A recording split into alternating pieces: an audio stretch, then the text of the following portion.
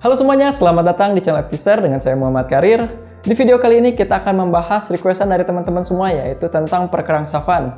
Dimana crankshaft itu seperti yang kita tahu ada cross plane dan juga flat plane, yang nantinya akan mempengaruhi karakteristik dari mesin, mulai dari power dan juga suara dari mesin tersebut. Tapi sebelum masuk ke inti pembahasan, untuk kawan-kawan yang gak keberatan, bantu channel ini dengan cara menekan tombol like, subscribe, dan juga loncengnya agar video-video seperti ini bisa bersaing di YouTube. Oke, ini dia pembahasan tentang cross plane dan juga flat plane. Cross plane dan flat plane, di mana kedua nama ini akan mewakili setiap jenis crankshaft untuk kendaraan multisilinder, mulai dari 4 silinder dan hingga 8 silinder. Mungkin untuk kita yang masih awam, pasti secara sepintas kita akan melihat kalau kedua sistem crank as atau crankshaft ini punya bentuk yang sangat mirip. Tapi kenyataannya, karena kedua sistem ini punya bentuk yang berbeda, maka proses transfer energi yang dihasilkan dari kedua jenis crankshaft ini akan berbeda juga. Yang dimana hasilnya akan memberikan karakteristik mesinnya tersendiri. Biar lebih enak dan lebih mudah dipahami secara detail, kita bakalan lihat deh kedua crankshaft atau yang emang bengkel bilang crank as ini secara lebih dekat. Kita lihat satu persatu, tentunya mulai dari flat plane terlebih dahulu. Jika kita lihat lebih detail, flat plane yang memiliki jarak 180 derajat untuk setiap dudukan batang pistonnya, yang dimana kalau kita taruh suatu bidang pada sumbu tengahnya ini, maka bidangnya ini akan membentuk bidang yang datar, yang menjadi landasan atau patokan dasar sistem crankshaft atau crank as ini dipanggil dengan sebutan flat plane. Nah, dikarenakan susunan crankpin atau dudukannya ini berjarak 180 derajat, tentunya mesin dengan sistem crankshaft seperti ini akan mengalami getaran. Getaran yang dihasilkan ini disebut juga dengan getaran sekunder. Jadi, getaran sekunder ini terjadi saat mesin beroperasi, yang dimana kalau kita lihat ke bagian piston, pistonnya itu bakalan bergerak ke atas dan ke bawah, dari TMA menuju TMB, yang tentunya akan menghasilkan sisa energi ke arah berlawanan. Dan supaya lebih mudah dipahami, sisa energi kinetik yang menjadi getaran ini akan kita kasih tanda gelombang seperti ini. Sedangkan jika kita balik lagi ke bagian bawah, ke bagian crankshaft, pada bagian dudukannya atau crankpinnya ini yang memiliki bobotnya tersendiri akan berevolusi mengikuti sumbu tengah crankshaftnya, yang dimana gerakan-gerakan dari crankshaft dan juga pistonnya ini nantinya akan menghasilkan juga energi kinetik ke berbagai arah di luar kebutuhan mesin, yang dikenal dengan sebutan getaran mesin atau getaran sekunder. Maka untuk menanggulangi ini diperlukanlah yang namanya massa penyeimbang atau counterweight mesh, yang dikenal di bengkel-bengkel dengan sebutan daun crank as.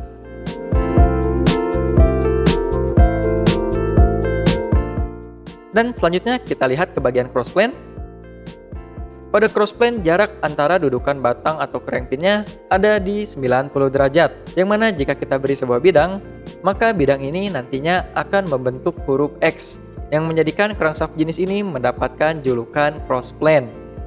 Dan selain itu juga bisa kita simpulkan nih, dikarenakan posisinya yang saling bersilangan ini, menjadikan mesin dengan crankshaft seperti ini lebih baik untuk menghilangkan getaran yang dihasilkan oleh mesin jika dibandingkan dengan model flat plane tadi.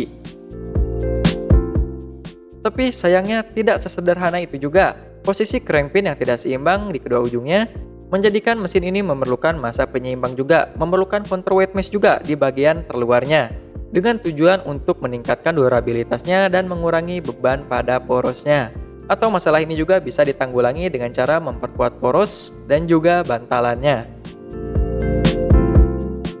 Untuk desain mesinnya sendiri, kedua crankshaft ini sebenarnya sama. Ada yang menggunakan konfigurasi 4 silinder inline dan juga V8. Yang mana pembedanya untuk mesin dengan 8 silinder memiliki crankpin yang lebih lebar. Hal ini bertujuan untuk menghandle dua stang seher atau piston atau yang disebut dengan dua connecting rod sekaligus. Dan selanjutnya, dikarenakan kedua crankshaft ini memiliki posisi crankpin yang berbeda, tentunya akan menghasilkan firing order yang berbeda juga. Untuk mesin dengan konfigurasi 4 silinder inline flat plane memiliki firing order 1, 2, 4, 3, dan sebagainya tergantung dengan desain pabriknya. Untuk interval firing ordernya ada di 180 derajat setiap firing order. Nah, untuk kawan-kawan yang penasaran, contoh suara ledakannya kurang lebih seperti ini.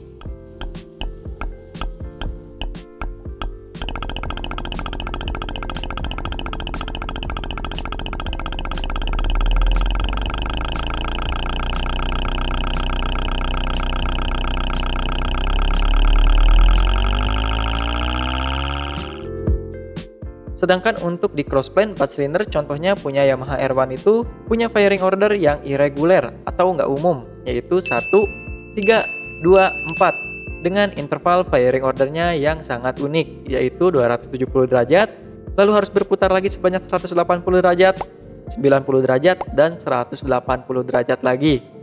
Untuk contoh suara ledakannya kurang lebih seperti ini.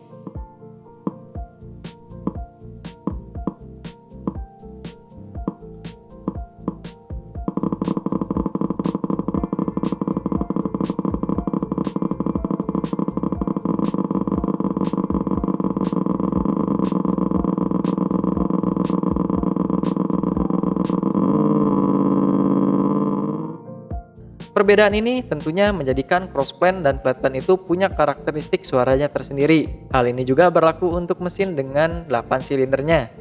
Karakteristik suara ini dihasilkan karena tekanan gas buang yang berbeda. Contohnya dengan interval 180 derajat pada setiap firing ordernya, membuat gas yang dikeluarkan pada proses scavenging atau pembilasan pada mesin flatplane lebih merata. Hal ini menghasilkan keunggulan RPM puncak yang lebih tinggi. Sedangkan pada mesin crossplane dengan interval firing order yang sedikit unik yang tidak beraturan tadi, yaitu 270, 180, 90 derajat, dan 180 derajat, membuat RPM puncaknya lebih rendah, namun menghasilkan mesin yang sangat halus.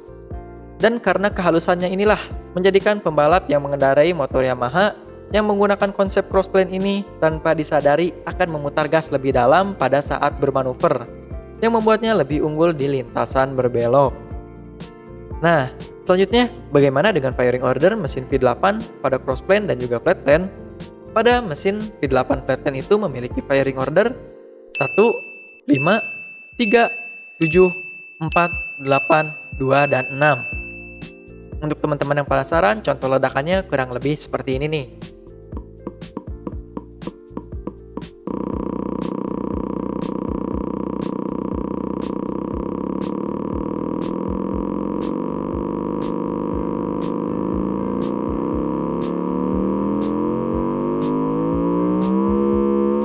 Tadi untuk simulasinya dari flatplane.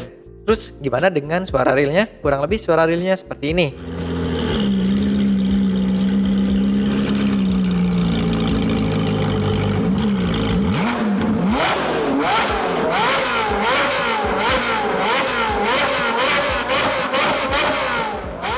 Oke, itu dia karakteristik suara dari mesin V8 flatplane.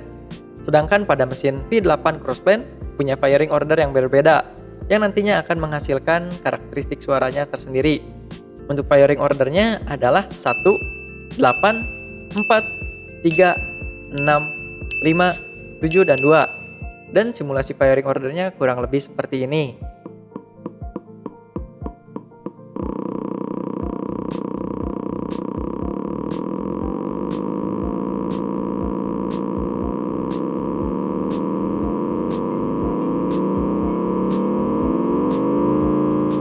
Itu untuk simulasinya, sedangkan suara realnya seperti ini.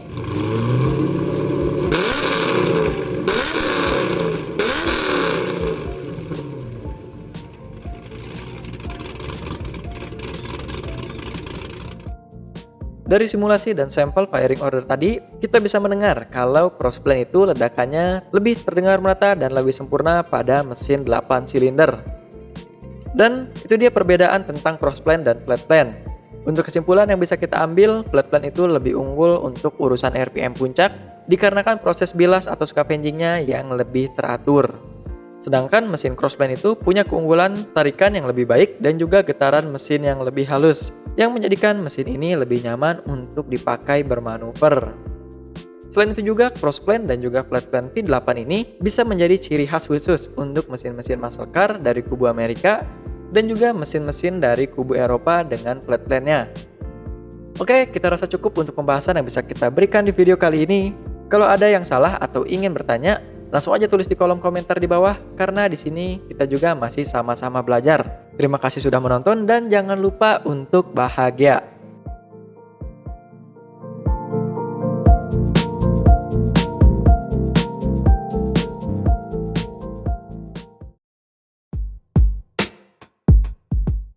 Kalau kawan-kawan semua kita mau numpang ikut promosi nih. Untuk kawan-kawan yang lagi cari green screen murah untuk keperluan daring, kelas online dan lain-lain, sekarang kita udah sediain di online shop kita Gan. Green screen yang harganya nggak sampai 10 ribuan aja. Untuk kualitasnya walaupun murah nggak perlu diraguin kok, karena kayaknya ini sama kayak yang kita pakai di channel FT Share dan juga FT Play. Jadi nggak perlu ragu, langsung di order aja Gan. Dan kita juga punya produk-produk lain dengan harga tangan pertama tentunya, yang pastinya agan-agan masih bisa jual lagi. Untuk kawan-kawan yang tertarik, langsung aja cek link online shop kita di kolom deskripsi di bawah ya Gan.